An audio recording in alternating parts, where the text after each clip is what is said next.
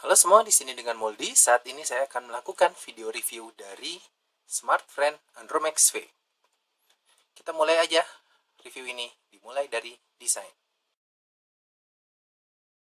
SmartFriend Andromax V memiliki desain yang cukup terlihat mewah dan memberikan kesan bersih karena tidak terdapat logo apapun di bagian depannya. Hanya terdapat 3 buah tombol kapasitif, yaitu back, home, menu, kemudian kamera depan dengan kekuatan 1,3 megapiksel dan LED notifikasi di sini. Dan yang saya lihat sampai saat ini hanya memiliki 2 warna, yaitu warna merah dan warna hijau. Merah kalau baterainya mau habis dan atau ada SMS, dan hijau ketika sudah selesai di charge. Dan beberapa kondisi tertentu lainnya.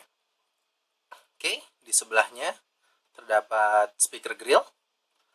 Di bagian belakang ponsel terdapat logo SmartFriend yang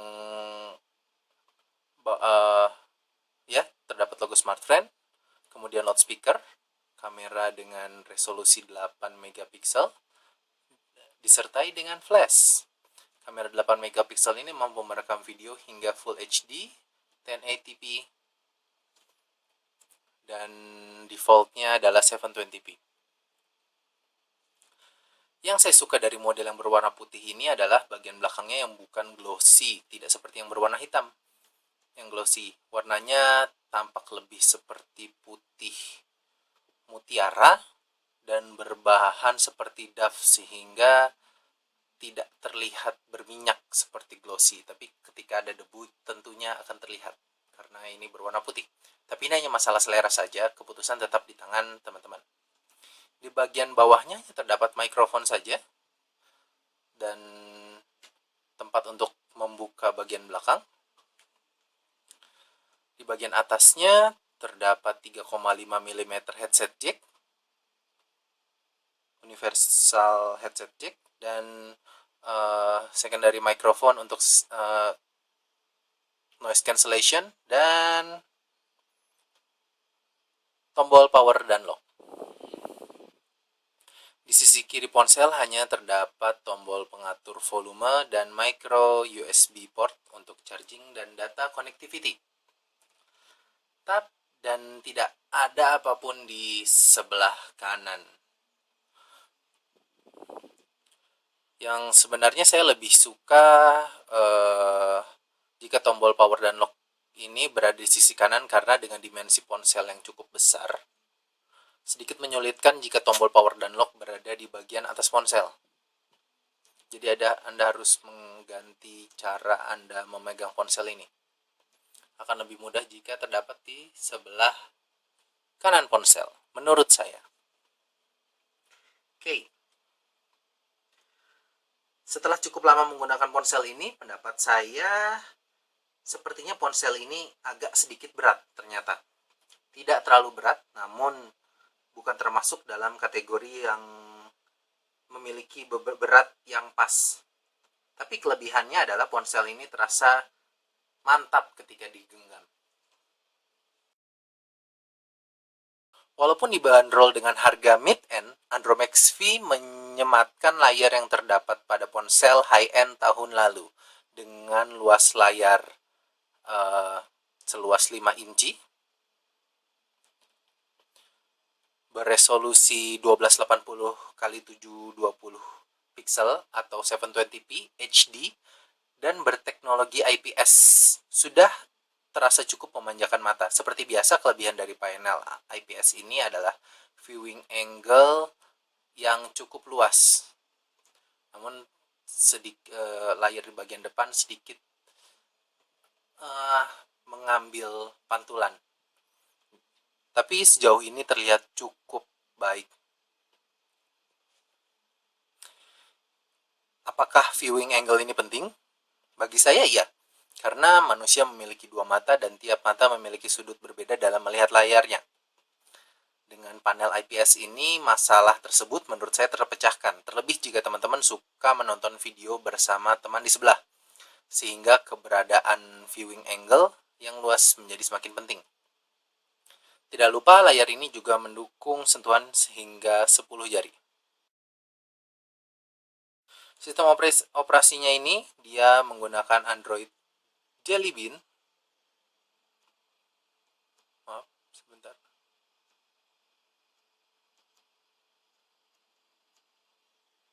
Oke. Android Jelly Bean 4.2.1 merupakan salah satu nilai positif menurut saya dari ponsel ini, karena operating system ini termasuk versi terbaru dari Jelly Bean. Walaupun bukan yang paling baru ya, karena yang paling baru ada di 4.2.2. 4.2.2. Dengan sistem operasi ini, teman-teman dapat menikmati seluruh kebaikan dari Jelly Bean sebelumnya, seperti Face Unlock, Voice Unlock, Google Now, dan widget pada lock screen. Namun sayangnya, tidak seperti Nexus, Andromax V tidak dilengkapi photosphere. Keluhan lain adalah tombol kapasitif tidak dapat digunakan secara langsung untuk mengakses Google+. Biasanya kalau pada Nexus tinggal diangkat ke atas. Nah, ini pada sini tahan lama untuk membuka multitasking. Ini untuk menu. Tahan lamanya tidak berfungsi sebagai apa-apa. Tombol back ini ketika tahan lama akan menghilangkan tanda kecil tadi. Tanda kecil itu untuk apa? Bisa dilihat di bagian kedua dari review ini ya. Oke. Dan ini hanya berfungsi sebagai tombol back. Jadi kalau teman-teman ingin mengakses Google Plus, harus menggunakan widget yang di sini. Oops. Ya. Atau menggunakan widget pada lock screen. Jadi teman-teman bisa melihat Google jadwal hari ini. Oke, pada bagian hardware, Andromax V dipersenjatai prosesor dari MediaTek. Yaitu di sini kita bisa lihat ya, dari MediaTek dengan instruction set Cortex A7. Memiliki 4 inti atau biasa disebut dengan quad core, dan tiap core-nya memiliki clock speed 1,2 GHz. Tidak lupa menggunakan chipset grafis PowerVR SGX 544MP.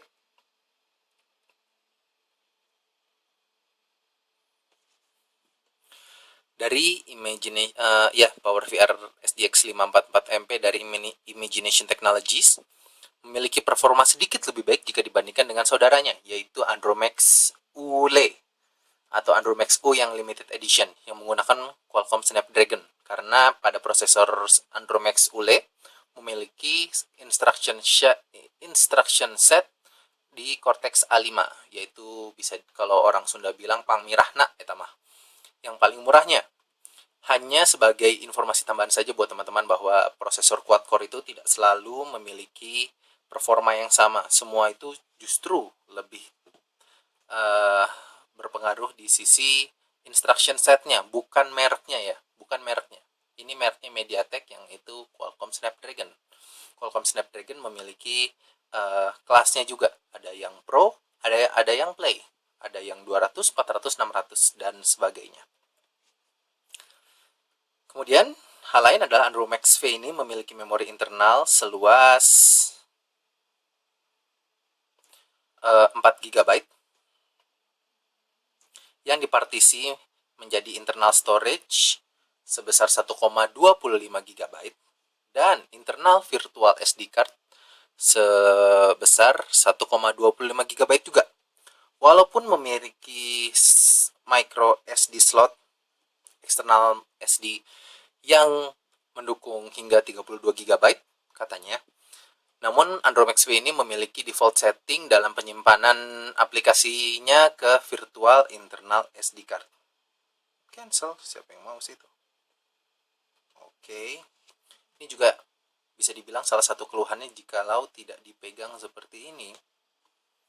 Nggak tahu, saya dan ada beberapa teman-teman Kaskus yang memiliki masalah yang sama. Kalau ditaruh di seperti itu, datar dan disentuh, tidak begitu responsif.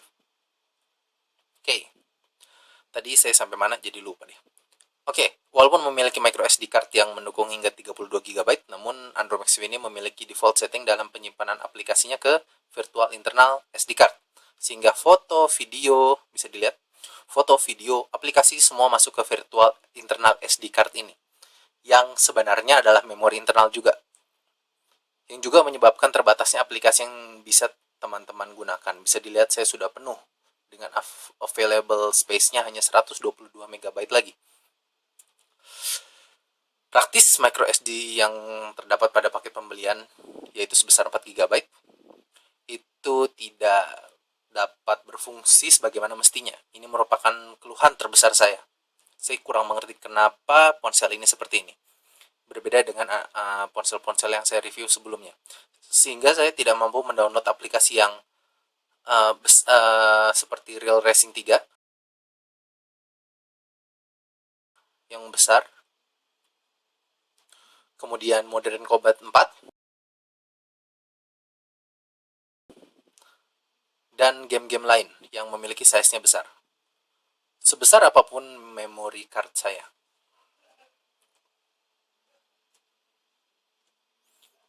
Namun setiap masalah pasti ada solusi. Solusinya adalah dengan melakukan swap memori yang awalnya dari memori internal ke micro SD-nya.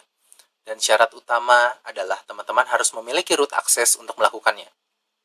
Ya, biar berjalan sebagaimana biar bisa menjalankan semua aplikasi yang ada di Google Play Store yang size-nya besar. Ya, teman-teman, ponsel ini harus di-root terlebih dahulu. Saya tidak menyarankan teman-teman untuk melakukannya hal tersebut. Ada yang berhasil, ada yang tidak. Namun tutorial ada di link pada deskripsi ya. Bisa dilihat itu di link di Kaskus. Ada beberapa teman yang bisa dan memberikan tutorial. Satu lagi yang teman-teman harus ingat adalah resiko ada di tangan Anda.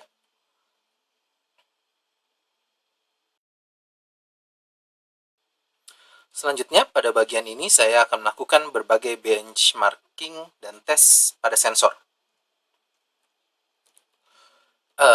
Seperti tes yang saya lakukan ada sensor test, GPS test, baterai, dan lain-lain. Di sisi benchmarking, saya menggunakan Antutu Benchmark, kuadran standar, dan Nenamark 2. Untuk hasilnya dapat dilihat sendiri.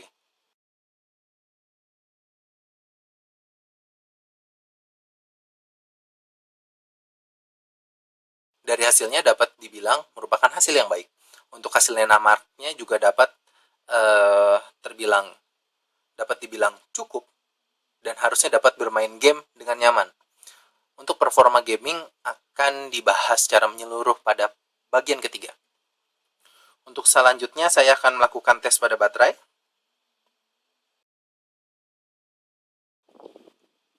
Terlihat bahwa untuk tes pada baterai terasa cukup karena dapat melewati jam kerja dengan baik dalam pemakaian standar tentunya. Tes yang lain adalah GPS test. Berikut hasilnya. Tentunya dapat lebih baik jika kita menjalankan Wi-Fi. Dapat terlihat bahwa akurasinya juga semakin tinggi ketika menyalakan Wi-Fi dan lebih cepat untuk satelit mencari posisi kita. Tapi bisa disimpulkan bahwa akurasi GPS bukan merupakan kelebihan dari ponsel ini. Selanjutnya ke sensor test. Pada sensor test kali ini bisa dilihat bahwa terdapat sensor untuk accelerometer, ambient light sensor. Maaf, di mana di sini ya? Di mana sih? Oke. Terlihat ada ambient light sensor biar dapat menjalankan auto brightness. Kemudian proximity sensor. Jelas proximity sensor biasanya selalu ada pada setiap ponsel Android. dan sound sensor. Sisanya tidak ada magnetik, tidak ada temperatur, tidak ada gyroscope, pressure sensor maupun yang lainnya ya. Terlihat bahwa harga yang murah tentu diperlukan pengorbanan dengan tidak memasukkan contohnya seperti sensor magnetik pada ponsel ini. Oke, sekian saja untuk review bagian pertama ini. Saya mohon maaf harus membaginya menjadi 3 bagian karena saya selalu berusaha menyediakan video dengan kualitas HD atau high definition. Dan dengan kualitas tersebut tentunya teman-teman tahu bahwa filenya akan sangat besar. Sayangnya koneksi internet sedang tidak begitu bersahabat dengan saya belakangan hari ini. Mungkin karena banyak orang yang puasa. Jadi daripada main bola lebih baik berinternet ria kali ini. Karena saya seperti itu. Oke. Buat teman-teman yang mungkin menanyakan tombol virtual ini yang selalu melayang ini akan dijelaskan pada bagian kedua dari review. Kita ketemu pada bagian kedua. Selamat menjalankan ibadah puasa bagi teman-teman yang menjalankannya. Terima kasih.